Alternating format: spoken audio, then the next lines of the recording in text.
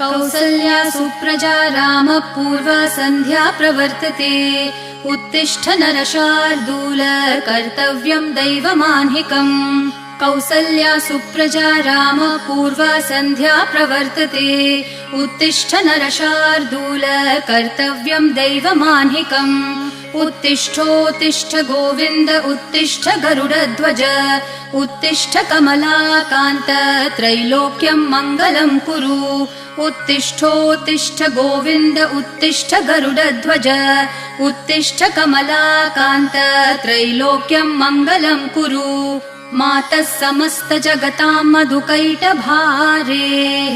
वक्षो विहारिणि मनोहर दिव्यमूर्ते श्रीस्वामिनि श्रितजनप्रिय दानशीले श्रीवेङ्कटेश दयिते तव सुप्रभातम्।